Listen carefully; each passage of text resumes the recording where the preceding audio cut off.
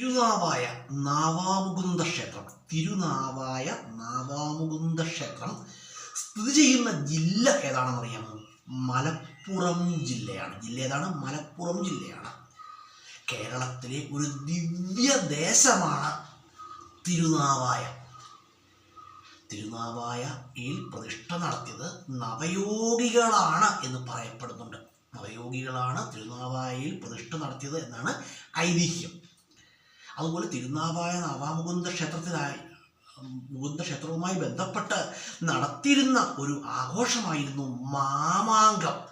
അതുപോലെ തന്നെ തിരുനാവായ നാവാമുകുന്ദ ക്ഷേത്രം സ്ഥിതി ചെയ്യുന്നത് ഭാരതപ്പുഴയുടെ തീരത്താണ്. ഭാരതപ്പുഴയെ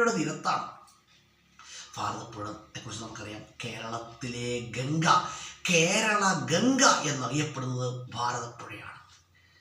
അതുപോലെ തന്നെ കേരളത്തിൻ്റെ സാംസ്കാരിക നദി എന്നറിയപ്പെടുന്നത് എന്തിനാണ്? ഭാരതപ്പുഴയാണ്.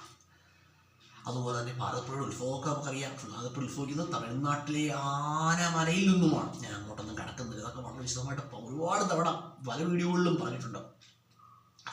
അതുപോലെ തന്നെ തിരുനാവായയെക്കുറിച്ച് പറയുകയാണെങ്കിൽ ബ്രഹ്മാവിൻ്റെ നിർദ്ദേശപ്രകാരം പരശുരാമൻ യാഗം നടത്തിയ സ്ഥലമാണ് തിരുനാവായ എന്ന് പറയപ്പെടുന്നുണ്ട്.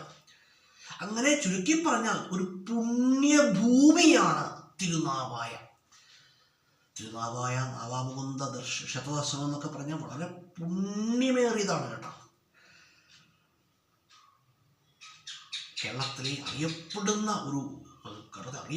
ഒരു ചരിത്രപ്രസിദ്ധമായ ഒരു ക്ഷേത്രമാണ് തിരുനാവായ നാവാമുകുന്ദ ക്ഷേത്രം.